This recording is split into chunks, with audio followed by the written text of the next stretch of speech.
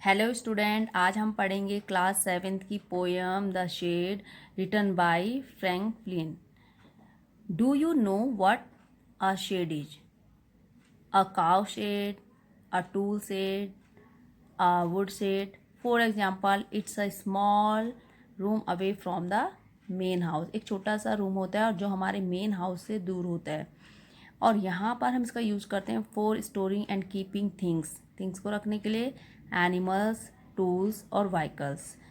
अब हम इन लाइन्स को रीड करते हैं. There's a shade at the bottom of our garden with a spider's web hanging across the door. The hinges are rusty and creak in the wind. When I am in a bed, I lie and I listen. I will open that door one day. Shed means an old store house, एक पुराना store घर. At the bottom of, in the lowest part, सबसे निचला भाग. Hanging means होता है suspended in the air, हवा में लटकना. Across, from one side to the other, एक सिरे से दूसरे सिरे तक. हिंजेस मीन्स होता है जॉइंट्स, कब्जे. रस्टी मीन्स होता है हैविंग रस्ट, जंक लगे हुए. Creek means make a harsh sound. There's a shed at the bottom of our garden. हमारे बगीचे के निचले भाग में एक स्टोर है. With a spider's web hanging across the door. जिसमें दरवाजे के एक सिरे से लेकर दूसरे सिरे तक एक मकड़ी का जाला लटक रहा है. The hinges are rusty and creak in the wind. Hinges means होता है कब्जे, और रस्टी मीन्स होता है जंग लगे हुए, और क्रीक मीन्स होता है चरमराने की आवाज़. दरवाज़ों के कब्जों में क्या लग चुकी है? जंग लग चुकी है और वे हवा में चरमराते हैं. When I am in bed, I lie and I listen. और जब मैं बिस्तर पे लेटा होता हूँ तो मैं सुनता रहता हूँ. किसकी आवाज़? जो दरवाजे की हवा में, जब दरवाजे दर होता है तो उसमें चरमराने की जो आवाज़ निकलती है. I will open that door one day. और एक दिन मैं दरवाज़ा खोलूँगा. Stanza 2 in this poem. There's dusty old window around at the side with 3 cracked panes of glass. I often think there's someone staring at me. Each time that I pass, I will peep through that window one day. Dusty means covered with dust, धूल भरी. Around means close, निकट. Cracked, broken, टूटी.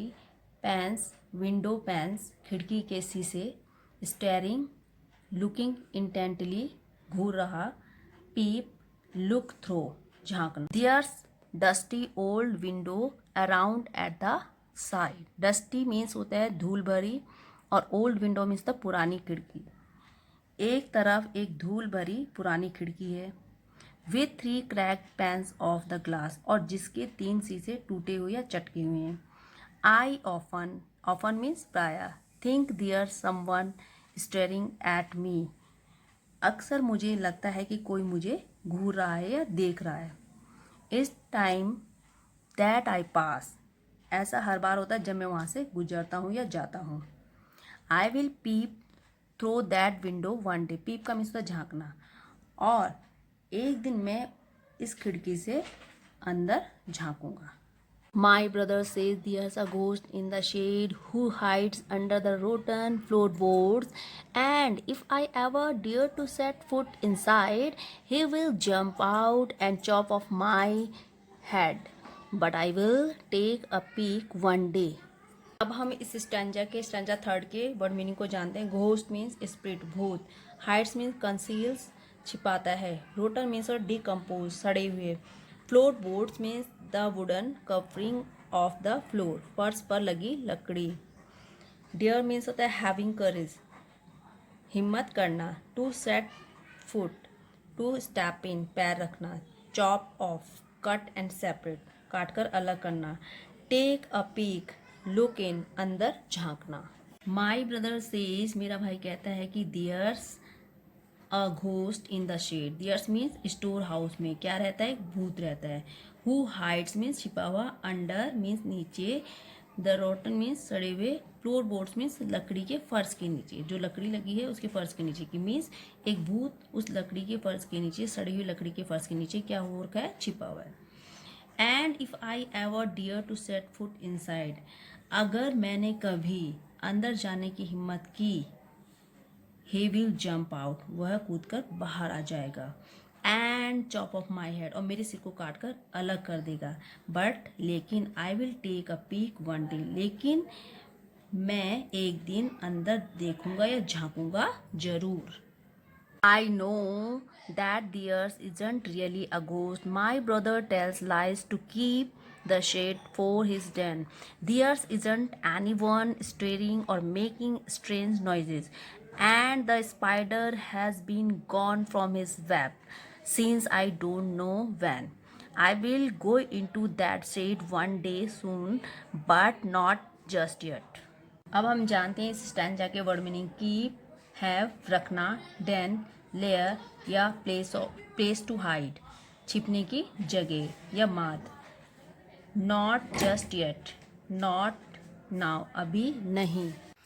आई know that there's isn't really a ghost, मैं जानता हूँ कि वहाँ पर कोई भूत नहीं है। My brother's tells lies to keep the shed for his den, और स्टोर को अपने अधिकार में, अपने कब्जे में रखने के लिए मेरा भाई झूठ बोलता है।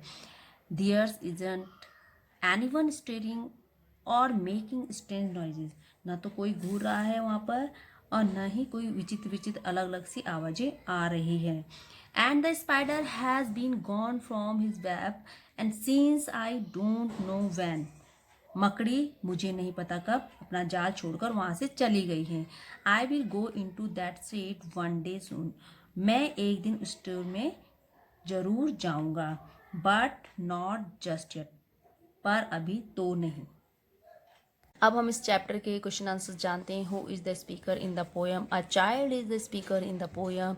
इज शी ही अफ्रेड और क्यूरियस और both? She he is both, दोनों ही हैं, अफ्रेड भी हैं और क्यूरियस भी हैं। What is she he planning to do soon? She he is planning to look in to the shed soon. Question 4. But not just yet suggests doubt, fear, hesitation, laziness, or something else. Choose the word which seems right to you and tells others why you choose it. The phrase suggests hesitation. Hesitation means होता है हिचकिचाना. He hesitates to expose his brother and he wants to keep him away from the shade. Thanks for watching this video.